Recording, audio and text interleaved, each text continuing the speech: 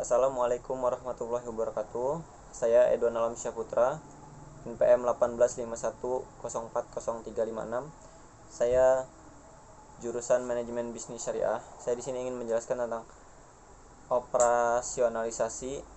Apa itu operasionalisasi, dan saya ingin menjelaskan tentang variabel penelitian saya.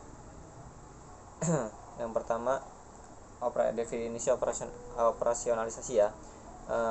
Definisi operasionalisasi adalah suatu konsep yang digunakan untuk mendeskripsikan variabel penelitian yang masih mengandung abstraksi sehingga tidak dapat diukur.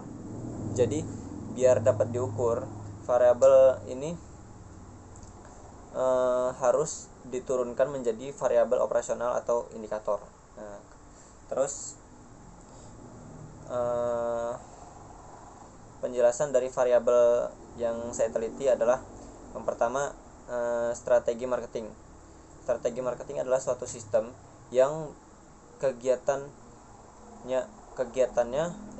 usaha melalui perencanaan, penentuan harga, mempromosikan, terus mendistribusikan barang dan jasa, terus yang bisa memuaskan kebutuhan pembeli gitu. Terus indikator dari strategi marketing di sini adalah yang pertama itu produk, terus yang kedua harga atau price, yang ketiga saluran distribusi atau place, yang keempat itu promosi, yang kelima adalah orang atau masyarakat atau people, yang keenam itu adalah proses, yang ketujuh adalah lingkungan fisik. Terus kemudian variabel yang kedua itu adalah pelayanan. Di sini pelayanan adalah cara meladeni atau melayani lah istilahnya. Terus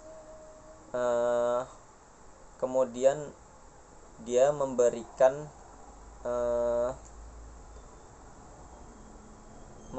kemudahan sehubungan dengan jual beli barang atau jasa. Di sini terdapat 7 variabel.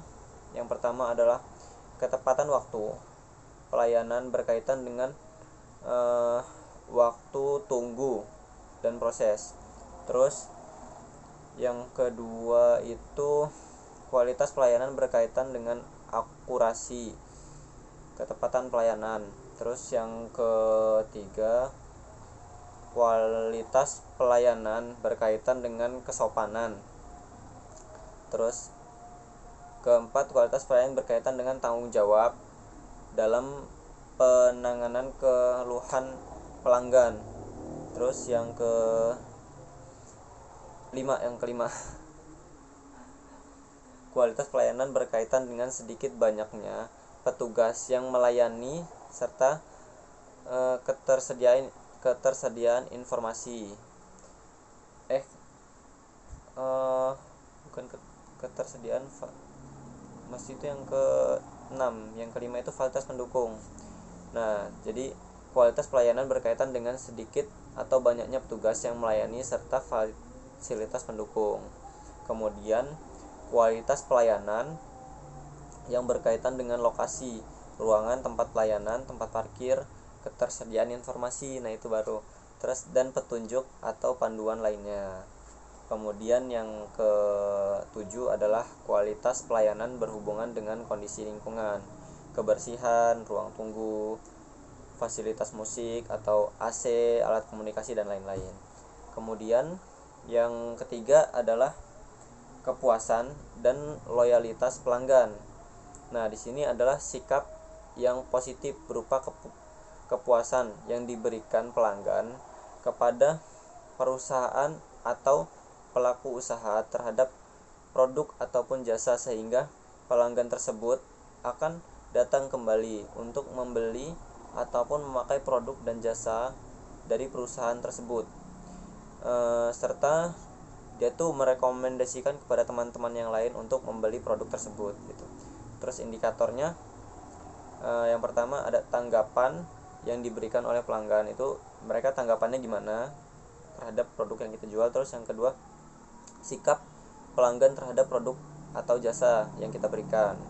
Terus yang ketiga, pelanggan kembali membeli produk atau jasa tersebut atau tidak. Jadi kalau dia puas, dia akan kembali untuk membeli barang atau produk atau jasa yang kita